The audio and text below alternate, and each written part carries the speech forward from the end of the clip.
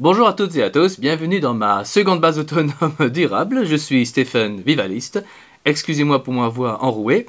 Et pour celles et ceux qui sont nouveaux sur cette chaîne d'autonomie et de survie, n'oubliez pas de vous abonner et de laisser un pouce bleu. Et d'avance, je vous en remercie. Et aujourd'hui, nous allons, comme à notre habitude, dire les choses directement et sans filtre. Car si on peut monter dans les tours à cause de mots entendus, alors on va dire, bon, ses chances de survie sont quasi nulles. Car si on ne supporte pas du vent, du blabla, alors on ne supportera encore moins la violence physique et psychologique permanente que le chaos et le collapse vont produire.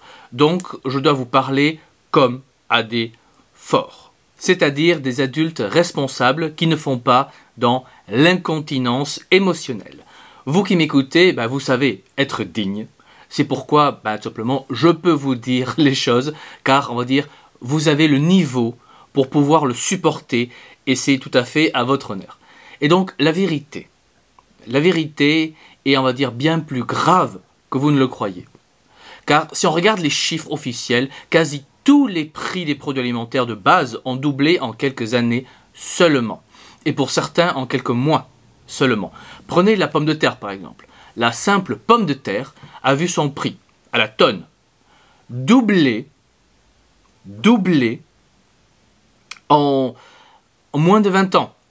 Donc le prix des sachets de 5 kg que vous trouvez en magasin n'a pas doublé, mais a triplé au minimum, car entre le producteur et vous-même, évidemment, il y a une batterie d'intermédiaires, dont chacun évidemment prend sa petite marge au passage. Donc vous imaginez, en 20 ans, le prix a triplé. Alors pour les citadins des centres-villes, c'est une catastrophe clairement. Et nous ne devons pas simplement nous réjouir, car on parle de femmes et d'enfants ici qui voient leur niveau de vie baisser au point qu'officiellement, 8 millions de personnes ont faim en France, ce qui est, disons-le, une honte nationale qui nous marque toutes et tous, comme le dirait l'autre dont on ne peut prononcer le nom sans en avoir des nausées. Bref, ceci dit, dans notre malheur, il peut y avoir un avantage positif. Et cet avantage est qu'avec la hausse des prix alimentaires, de plus en plus de personnes vont travailler à leur autonomie et se lancer dans le potager. Alors oui, évidemment, vous allez me dire, ce n'est pas donné à tout le monde, mais des millions de personnes peuvent avoir un potager. Un autre avantage est qu'avec la hausse des prix alimentaires, de plus en plus de petites exploitations agricoles artisanales, de permaculture ou autres, deviennent de plus en plus rentables sur des surfaces, on va dire, limitées en taille. Ce qui va encourager de plus en plus de personnes au chômage à quitter les villes infâmes pour aller repeupler nos belles campagnes et vivre de leurs petites exploitations. Et plus le territoire sera maillé de petits et grands producteurs alimentaires, et moins on souffrira de famine lors du stade final du collapse. Car globalement, on dépendra moins, on va dire, des grosses machines à pétrole, et on dépendra plus d'huile de coude pour, on va dire, la sécurité alimentaire des communes et du pays, et ça peut être réellement une bonne chose. Ça peut être un avantage. Surtout si les pays arabes nous coupent l'accès au pétrole pas cher, ce qui ferait taire nos tracteurs et machines agricoles, laissant nos champs sans travail ni récolte pour tout simplement pour vous nourrir, vous et votre famille. Sans parler évidemment que la Russie de Poutine, vous savez, le fameux nazi mangeur d'enfants, continue de bloquer l'exportation du blé ukrainien. Donc la masse alimentaire globale, on va dire au niveau mondial, disponible se réduit de jour en jour. Et on ne parle même pas, on va dire, du nombre croissant de pays qui limitent leur exportation de riz ou autres produits alimentaires dont vous avez besoin. Ce qui fait augmenter évidemment les prix.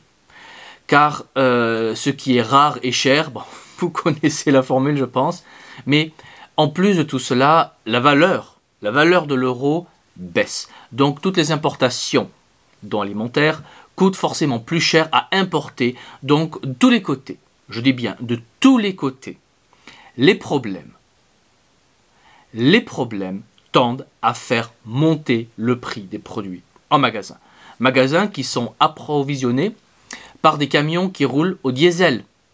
Et si on nous coupe l'accès au pétrole, eh bien approvisionner les villes deviendra quasi impossible. Et si le prix de l'essence augmente, eh bien les prix en magasin augmenteront aussi, logiquement.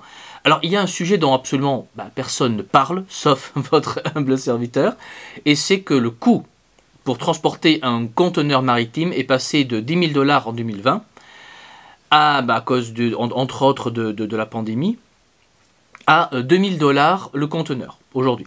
Donc en 3 ans, le prix du transport des conteneurs est redevenu normal. Et on va dire c'est une bonne nouvelle, mais, je dis bien mais, si le conflit en Terre Sainte s'aggrave, alors là le prix du transport d'un conteneur maritime pourrait à nouveau se multiplier par un facteur 5, voire pire. Je dis bien voire pire. Et là, vous allez avoir une explosion plus importante, on va dire des produits, dont alimentaires, des prix. Et si, à cause du conflit, on bloque en plus des détroits et autres passages pour, on va dire pour les bateaux, eh bien on aura des pénuries ou des hausses de prix spectaculaires, car alors les navires devront, comment dire, les navires devront contourner le continent africain et ça coûte beaucoup, beaucoup plus cher à faire. Donc on est dans une situation où la nourriture va coûter, on va dire, de plus en plus, et donc de plus en plus cher, et on est en train de revenir vers une situation comme au 19e siècle, où 30% du budget des familles partait pour l'alimentaire. On le voit mois après mois, ça n'arrête pas d'augmenter, et ça va continuer d'augmenter. C'est pourquoi je vous invite depuis des années et des années maintenant à faire des stocks alimentaires, et ceux qui m'avaient écouté il y a ne serait-ce que 3 ans, se sont fait un stock alimentaire pour littéralement moins de 2 fois moins cher que maintenant. Avant, avec on va dire une centaine d'euros, on pouvait se faire un petit stock simple mais efficace. Aujourd'hui, à moins de 180 € minimum, je dis bien minimum, je ne vois pas comment faire. Et dans un an, au rythme où l'inflation va, ça ne sera plus en 180 €, mais plus, on va dire, entre 250 et 400 € pour la même quantité et les mêmes produits.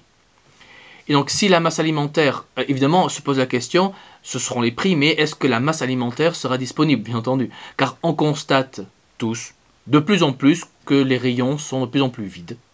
Et il y a de moins en moins de variétés disponibles. Donc le positif dans tout cela est que de plus en plus de personnes commencent à un peu se réveiller et à stocker des vivres. De plus en plus de personnes commencent un petit potager et commencent à stocker des graines. Et c'est ce qui va manquer le plus. Alors qu'un sachet aujourd'hui de graines ne coûte que quelques euros. Ça coûte que quelques euros, un petit sachet de graines. Et ce que la masse ne réalise pas, il ne réalise pas encore, et qu'avoir des stocks, c'est très bien, mais quand les milliers de réfugiés des villes sombres vont envahir nos campagnes lumineuses, il faudra bien nourrir cette masse à la ramasse, et si on n'a pas des tonnes et des tonnes de graines, comment allons-nous planter de quoi nourrir cette masse? Car la masse peut travailler des champs abandonnés, oui. La masse des villes peut travailler des champs abandonnés. Mais si on ne leur donne pas des graines, ils ne produiront rien. Donc je ne peux que vous encourager à acheter régulièrement des graines. Ça ne coûte que quelques euros et ça fera vraiment, mais vraiment, la différence. Après, évidemment, le mieux serait de produire vous-même des graines, et si cela vous gonfle, mais que vous voulez du simple et du très efficace, eh bien, plantez alors un navet, et je ne plaisante pas. Un navet pousse très facilement, et ça produit une très forte quantité, et assez impressionnante d'ailleurs, de graines. C'est impressionnant, réellement, la quantité qu'il produit.